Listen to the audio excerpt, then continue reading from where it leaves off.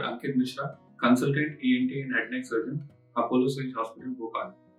मैं आज आपसे बात करूंगा साइनस और साइनोसाइटिस की बीमारी के बारे में। साइनसिस क्या है?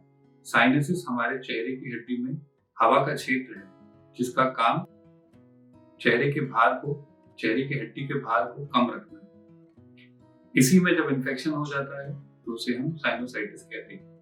साइनस की बीमारी कई लक्षणों के तौर पर सामने आती है, जिसमें नाक का बंद रहना, लंबे समय तक नजला जुकाम बने रहना, चेहरे का भारीपन, सर दर्द, बार बार नाक से बलगम गिर के गले में आना, कफ आना, बार बार सर्दी खांसी होना इत्यादि शामिल है।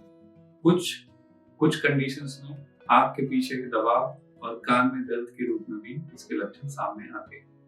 इसको डायग्नोज करने के लिए हम पहले क्लिनिकल एग्जामिनेशन यानी हमारे क्लिनिक में मरीज को देखते हैं। उसके बाद कुछ अन्य जांचें करके, जैसे कि नेजल एंडोस्कोपी करके, इसका डायग्नोसिस किया जाता है। कुछ केसेस में जहां पर कई लंबे समय से मरीज दवाई लेने के बावजूद भी सर्दी जुकाम और इत्यादि से निजात नहीं पा पाता है, उन केसेस में हम सीटी स्कैन करके भी इसका डायग्नोसिस कर सकते हैं। सीटी स्कैन का रोल डायग्नोसिस से ज्यादा उसकी प्लानिंग में है और ये समझने में है कि साइनस की बीमारी किस ग्रेड तक या किस लेवल तक मरीज को परेशान कर रही है।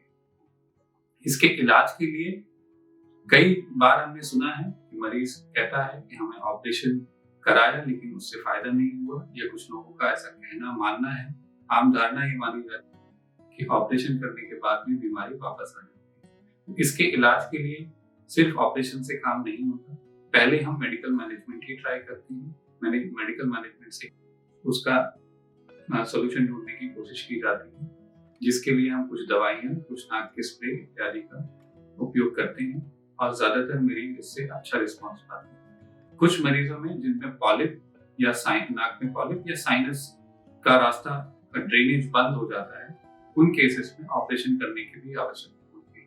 यह बहुत ही साधारण ऑपरेशन है जिसको आम भाषा में, हमारी भाषा में फंक्शनल एंडोस्कोपिक साइनस सर्जरी यानी कि फेस कहते हैं। फेस के लिए कोई भी स्कार चेहरे पर नहीं आता, टोटली दूरबीन पद्धति के द्वारा इसका ऑपरेशन किया जाता है। दवाइयां, फिर ऑपरेशन और उसके बाद कुछ समय तक दिए जाने वाले नेजल स्प्रे, और इससे हम इस समस्या से पूर्ण तरह निजात पा सकते हैं। धन्यवाद।